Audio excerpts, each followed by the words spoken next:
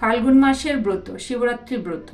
সময় বা কাল: ফাল্গুন মাসের কৃষ্ণপক্ষের চতুর্দশী তিথিতে এই ব্রত করার নিয়ম। পুরুষ ও স্ত্রীলোক সকলে এই ব্রত করতে পারে। ব্রতের দ্রব্য বিধান: গঙ্গামাটি, বেলপাতা, ফুল, দুধ, দই, ঘি, মধু আর কলা। শিবরাত্রির আগের দিন হব্বিষ্যি বা নিরামিষ খেয়ে থাকতে হয়। রাত্রিরে বিছানায় না শুয়ে কম্বল কিংবা খড়ের বিছানায় সংযমী হয়ে শোয়ার নিয়ম। শিবরাত্রির দিনে সকালে স্নান করে বেলপাতা তুলে রাখতে হবে। এরপরে সমস্ত দিন উপোস করে থেকে গঙ্গামাটি দিয়ে 4টি শিবলিঙ্গ তৈরি করে রাত্রিরে 4 প্রহরে 4 বার শিব পূজা করতে হয়। যেমন প্রথম প্রহরে দুধ দিয়ে শিবলিঙ্গকে স্নান করিয়ে শিব পূজা করার নিয়ম। দ্বিতীয় প্রহরে দই দিয়ে শিবলিঙ্গকে স্নান করিয়ে, তৃতীয় প্রহরে ঘি দিয়ে শিবলিঙ্গকে স্নান করিয়ে, আর চতুর্থ প্রহরে শিবলিঙ্গকে মধু দিয়ে স্নান করিয়ে পূজা করতে হবে। এইভাবে প্রত্যেক প্রহরেই শিব পূজা করতে হবে। এই সঙ্গে সমস্ত রাত্রি জেগে কাটাতে হয় এবং পরদিন প্রভাত হলে ব্রতকথা শুনে শিবকে প্রণাম করে ব্রাহ্মণকে পরিতোষ সহকারে জলযোগ এবং ভোজন করিয়ে দক্ষিণা দেওয়া কর্তব্য। ব্রতকথা। পুরাকালের কথা। একদিন কৈলাস পর্বতে হর পার্বতী বসে বিশ্রাম করছিলেন।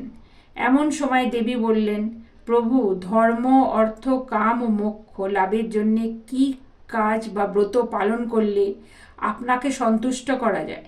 মহাদেব বললেন, শোনো পার্বতী, ফাল্গুন মাসের কৃষ্ণপক্ষে চতুর্দশী তিথির অন্ধকার রাত্রিকে শিবরাত্রি বলে। সেদিন যে উপোস করে থাকে আমি যথার্থই তার উপর প্রসন্ন হই। এই ব্রত আমার খুবই প্রীতিকর। এই ব্রতের গুণেই গণেশ সপ্তদ্বীপের অধীশ্বর হয়েছে। এখন এই তিথির মাহাত্ম্য বলছি, শোনো। পূর্ণতীর্থ কাশীনগরে এক ব্যাদ বাস করত। প্রাণী বধ করাই ছিল তার কাজ। একদিন সে তীর ধনুক নিয়ে শিকার করতে বেরোলো। একটা বনে গিয়ে সে অনেক রকম পশু পক্ষী শিকার করলো। সে যখন শিকার জড়ো করে বাড়ি ফিরবে তখন দেখলো যে তার শিকারের মাংস খুব ভারী হয়ে উঠেছে। একলা সেগুলো নিয়ে যাওয়া খুবই কষ্টকর। তখন সে সেই বনের একটা গাছের তলায় সেগুলোকে রেখে একটু বিশ্রাম করতে লাগলো। খুব ক্লান্ত হয়ে থাকার দরুন কিছুক্ষণের মধ্যেই সে গভীরভাবে ঘুমিয়ে পড়ল। সূর্য ডুবে যাওয়ার অনেকক্ষণ পর তার ঘুম ভাঙল। তখন সে দেখলো যে চারিদিকে ভয়ানক অন্ধকার হয়ে গেছে। এখন সেখানে বসে থাকা সাপ কিংবা বাঘভাল্লুকের হাতে তার প্রাণ যেতে পারে।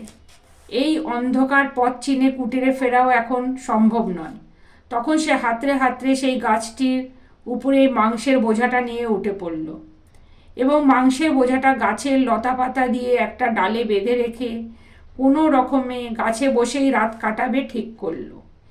একে সে খিদের জ্বালায় অস্থির, তার উপর শিশির পড়তে থাকায় শীতে তার কাঁপুনি ধরল। কাজেই সে জেগে বসে রইল সারা রাত। সেটা ছিল বেলগাছ, আর ঘটনাচক্রে আমার একটা লিঙ্গ মূর্তি ছিল সেই গাছের তলায়। সেদিন ছিল শিবরাত্রি তিথি, আর ব্যাধও সারাদিন উপোস ছিল। তার নড়াচড়াতে গাছের কয়েকটা পাতা শিশির ভিজে তার গা বেয়ে এসে পড়ল সেই শিবলিঙ্গর মাথায়।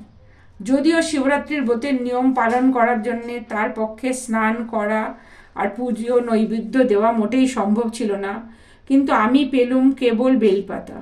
তবুও তিথি মহাত্মের গুণে সে পেল মহাফল, অথচ সে এ ব্যাপারে কিছুই জানল না। সকাল হতেই সে ফিরে গেল তার কুটিরে। বেশ কিছুক্ষণ পরে তার মৃত্যু হলো। তখন যমদূত আর আমার দূতেরা তার কাছে গিয়ে হাজির হলো। তাকে আমার কাছে আনা হবে না বেঁধে যমরাজের কাছে নিয়ে যাওয়া হবে, এই নিয়ে যমদূতের সঙ্গে আমার দূতদের খুব ঝগড়া বাঁধল। শেষে শিবদূতেরা যমদূতদের পরাস্ত করে ব্যাধকে আমার কাছে নিয়ে এলো।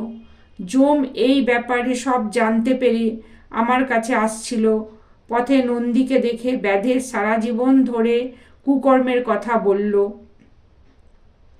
নন্দীও যমকে ব্যাধের শিবরাত্রির ঘটনার কথা সমস্ত বলে আরও বলল যে সে শুধু কুকর্মই করেছিল তাতে কোনো সন্দেহ নেই, সে মহাপাপীও ছিল, কিন্তু শিবরাত্রির ব্রতের ফলে সে শিবলোক লাভ করেছে।